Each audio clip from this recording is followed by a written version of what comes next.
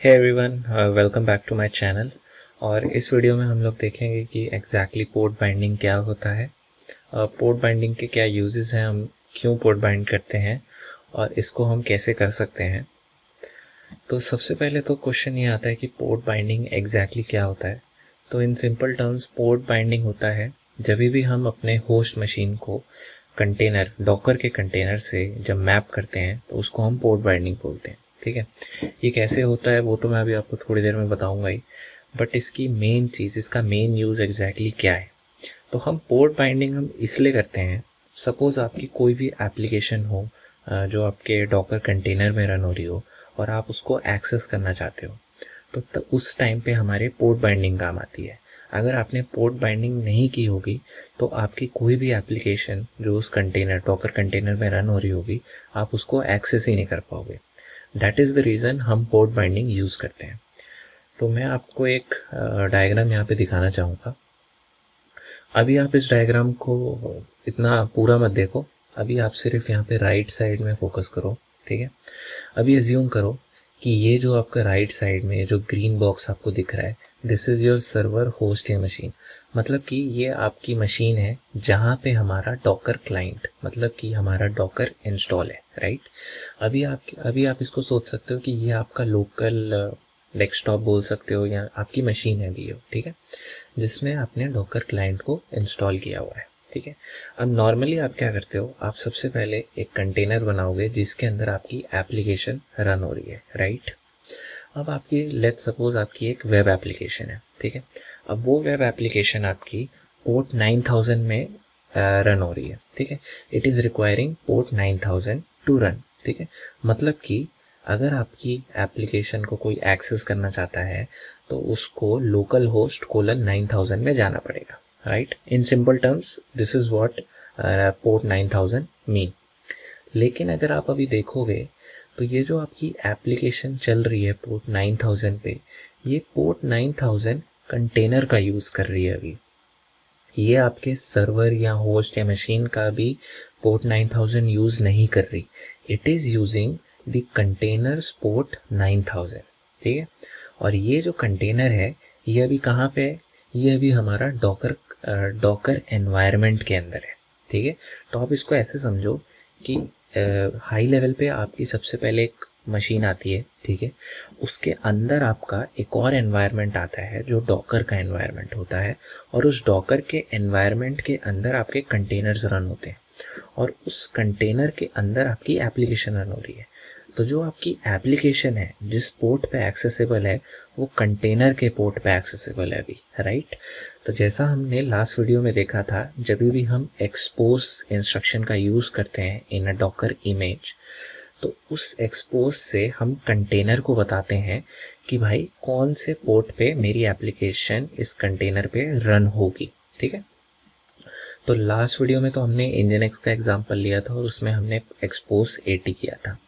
तो वो जो एक्सपोज 80 हुआ था ना, वो कंटेनर का हुआ था। मतलब कि अगर आप इसको अभी पोर्ट 9000 के टर्म्स में अगर लोगे तो मैंने जो डॉकर इमेज इस कंटेनर में रन की है, उस डॉकर इमेज की डॉकर फाइल के अंदर एक्सपोज 9000 की इंस्ट्रक्शन लिखी हुई है, ओके। तो उस एक्सपोज 9000 की instruction with in my Docker file told my Docker image कि हाँ भाई मेरी एप्लीकेशन 9000 पोर्ट पे चलेगी, और जब कंटेनर स्पिन हुआ उसको पता लग गया कि मेरा पोर्ट 9000 पे मुझे ये एप्लीकेशन को सर्व करना है, ठीक है। तो अभी मेरी 9000 पोर्ट पे एप्लीकेशन रन हो गई, but it is running inside my container. मेरे कंटेनर का 9000 पोर्ट पे ही अभी सब चल रहा है, ठीक है। अब क्वेश्चन आता है, सपोज मेरा जो लोकल सर्वर है या मशीन है उससे मैं इसको एक्सेस कैसे करूँगा, राइट। अगर आप अभी हाई लेवल पे देखोगे तो इन दोनों के बीच में तो कुछ कम्युनिकेशन है ही नहीं, राइट। क्योंकि मेरे सर्वर का पोर्ट 9000 अगर आप लोगे तो उस पर मैंने कुछ भी अभी नहीं चलाया, ठीक है, क्योंकि everything is right now inside my container और इनसाइड माय डॉकर एनवायरनमेंट, ठीक है। तो अब यहाँ पे पोर्ट बाइंडिंग काम आती है। तो जब भी मैं पोर्ट बाइंडिंग करूँगा तो पोर्ट बाइंडिंग से क्या होगा, मेरे जो सर्वर का पोर्ट 80 है उसको मैं बाइंड करूँगा पोर्ट 9000 से। आप यहाँ पे कोई भी पोर्ट यूज़ कर सकते हो। एग्जाम्पल के लिए मैंने यहाँ पे पोर्ट 80 लिया हुआ है, ठीक है। अभी लेफ़्ट साइड और को अभी भूल जाओ, लेफ़्ट साइड पे अभी मत फोकस करो, अभी आप सिर्फ राइट साइड पे देखो। तो जो मेरा सर्वर है या मशीन है मेरी जहाँ पे डॉकर इंस्टॉल है, उसके पोर्ट 80 को मैंने पोर्ट बाइंड कर दिया पोर्ट 9000 से। तो इसका मतलब हुआ कि जो मेरी मशीन है, ठीक है, उसमें अगर मैं अभी बाय डिफ़ॉल्ट अभी मेरा लोकल होस्ट ही होगा, राइट, ठीक है, क्योंकि अभी मैं इनसाइड माय मशीन हूँ। तो इनसाइड माय मशीन मेरा लोकल होस्ट ही रन होगा। आउटसाइड ऑफ द मशीन अगर मुझे एक्सेस करना होगा, मतलब कि थ्रू द इंटरनेट अगर जाना होगा, तो मेरे मशीन का पब्लिक आईपी यूज़ होता है, ठीक है। ये नेटवर्किंग के थोड़े से बेसिक कॉन्सेप्ट्स हैं, ठीक है। अभी इस पे मशीन आईपी पे फोकस मत करो, अभी आप सिर्फ इतना देखो, हमने लास्ट वीडियो में क्या किया था, हमने लास्ट वीडियो में अपने लोकल होस्ट का यूज़ किया था, राइट।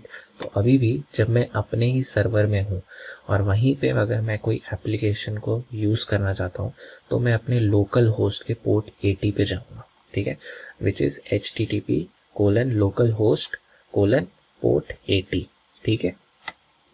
और जब मैं पोर्ट 80 पे जाऊँगा तो अब मैंने यहाँ पे क्या किया हुआ है, यहाँ पे मैंने पोर्ट बाइंडिंग किया हुआ है।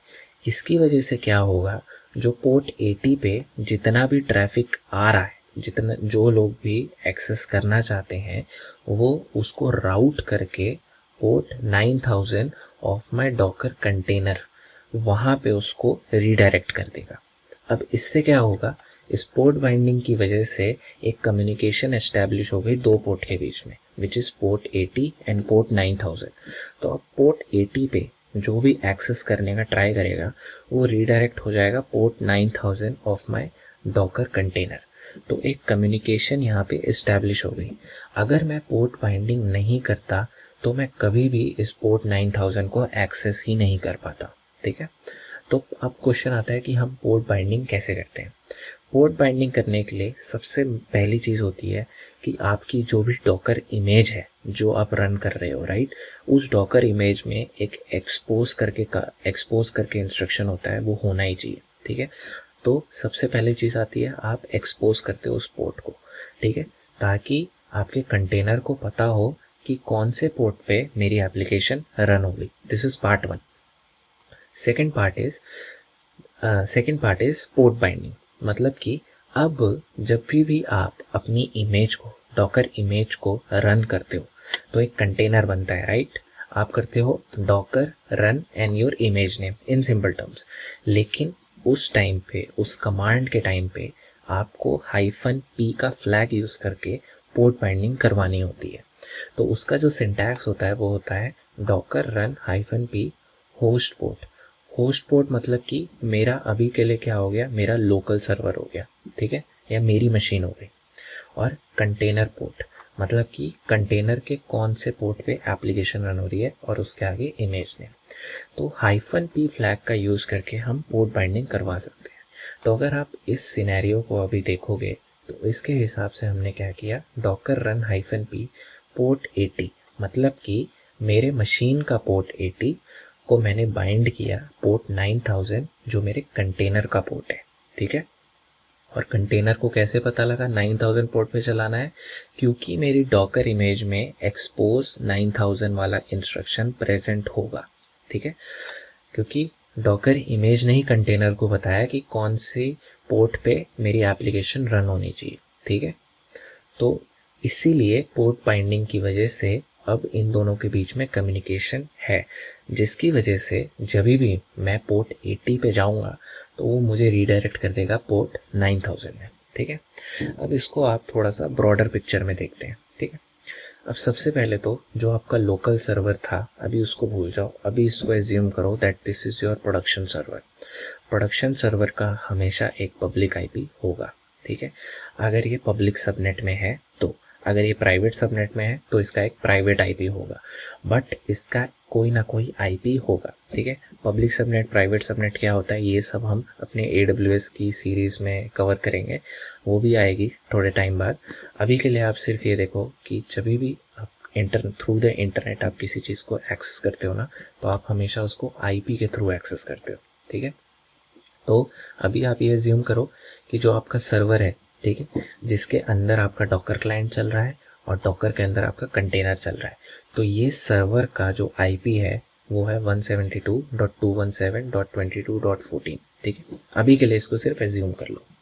अब आपकी एप्लीकेशन यहाँ पे कंटेनर में रन हो रही है on port 9000 which is inside your Docker environment, और डॉकर एनवायरनमेंट और आपके सर्वर के बीच में हमने पोर्ट बाइंडिंग करवा दी, ठीक है। हमने 80 पोर्ट एंड 9000 पोर्ट को जोड़ दिया, एक टाइप से मैप कर दिया, ठीक है। अब जब भी कोई यूज़र होगा, ठीक है, वो जब भी फॉर एग्जांपल आपकी जो वेब ऐप चल रही है वो डोमेन, आपने एक डोमेन खरीद लिया और उस डोमेन में आपने होस्ट किया हुआ है, ठीक है, और आपका डोमेन नाम है yourapp.com, ठीक है, एज्यूम कर लो अभी के लिए, ठीक है। तो यूज़र क्या करेगा, यूज़र ब्राउज़र में जाएगा और ब्राउज़र में जाके yourapp.com टाइप करेगा, राइट। अब जो ब्राउज़र होता है, ब्राउज़र को डोमेन नेम समझ नहीं आता, ठीक है, तो ब्राउज़र हमेशा सबसे पहले डीएनएस सर्वर के पास जाता है, ठीक है। ये तो नेटवर्किंग का कॉन्सेप्ट है, ठीक है।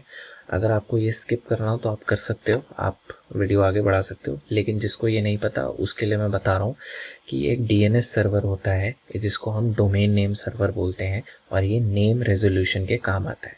मतलब कि जब भी यूज़र अपनी ब्राउज़र में yourapp.com, google.com और netflix.com ऐसे कोई भी वेबसाइट का नाम डालता है ना, तो सबसे पहले जो रिक्वेस्ट होती है ना वो डीएनएस सर्वर के पास जाती है, और डीएनएस सर्वर में उसका एक रिलेटिव आईपी होता है, वो आईपी वो रिटर्न करता है।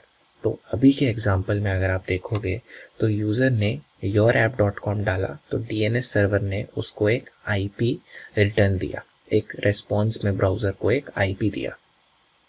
अब ये आईपी को मैंने मैप किया हुआ था पहले से, तो ये मेरे मशीन का आईपी हुआ, राइट। तो ये सब मैप कहाँ पे करते हैं, ये सब आप, इसके लिए आप कोई भी होस्टिंग सर्विस यूज़ कर सकते हो। फॉर एग्जांपल अगर आप AWS का एग्जांपल लोते हो तो AWS में हमारा एक राउट 53 करके होता है, ठीक है। तो वहाँ पे आप ये एंट्रीज डाल सकते हो। तो वहाँ पे एंट्री होती है कि यहाँ पे yourapp.com and it will redirect to this IP, ठीक है। तो अब ये आईपी का रिस्पॉन्स आ गया मेरे ब्राउज़र के पास, ठीक है। अब मेरे ब्राउज़र क्या करेगा, अब मेरा ब्राउज़र इस आईपी पे हिट मारेगा विच इज़ 172.217, ठीक है। अब क्या होगा, दो टाइप की प्रोटोकॉल होती हैं, एक होती है HTTP, एक होती है HTTPS, ठीक है। HTTP प्रोटोकॉल जो होती है ना वो हमेशा पोर्ट 80 पे लिसन होती है, वेयर एज HTTPS प्रोटोकॉल जो होती है वो 443 पे होती है। HTTPS के लिए हमें एक SSL सर्टिफिकेट भी लगता है, तो वो थोड़ा सा काइंड ऑफ सिक्योर बोल सकते हो आप उसको, ठीक है। अभी के लिए इस एग्जांपल के लिए हमने इसको सिर्फ पोर्ट 80 पे ही लिमिट किया है। तो अभी के लिए आप ये सोचो कि हमने यूज़र ने, ठीक है, एक रिक्वेस्ट सेंड की इस आईपी पे, तो वो बाय डिफ़ॉल्ट HTTP प्रोटोकॉल लेके गया, ठीक है। HTTP प्रोटोकॉल का उसने यूज़ किया, तो वो कहाँ पे हिट करेगा, वो पोर्ट 80 पे हिट करेगा ऑफ माय सर्वर, ठीक है। अब उसने पोर्ट 80 पे हिट किया। अब अगर आप देखोगे तो पोर्ट 80 पे मैंने पोर्ट बाइंडिंग की हुई है अपने कंटेनर के पोर्ट से, जिसकी वजह से जब भी यूज़र yourapp.com पे जाएगा inside his browser, he or she will be able to access your application which is running inside your Docker।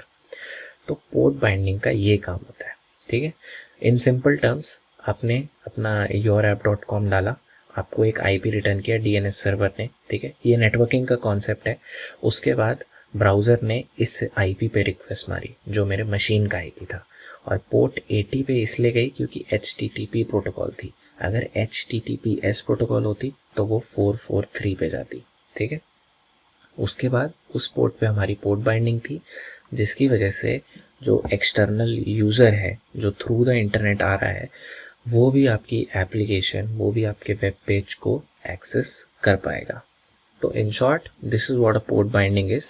और हम पोर्ट बाइंडिंग इसीलिए करते हैं ताकि आपके कंटेनर के अंदर जो भी आपकी एप्लीकेशन रन हो रही हो उसको हम एक्सटर्नल यूज़र्स के लिए काइंड ऑफ उनको एक्सटर्नल यूज़र को एक्सेस दे पाए, ताकि एक्सटर्नल ट्रैफिक जो भी हो वो आपकी एप्लीकेशन में आ पाए और उसको एक्सेस कर पाए। तो आज के वीडियो में इतना ही। Please like and subscribe my channel. आगे और वीडियोज़ आएंगे डॉकर पे। हम इसके बाद AWS की सीरीज़ भी करेंगे, टेराफॉर्म की सीरीज़ भी करेंगे, CI/CD पे भी हम फोकस करेंगे। ठीक है, तो हो सके तो please subscribe to my channel and बने रहिए। Thank you.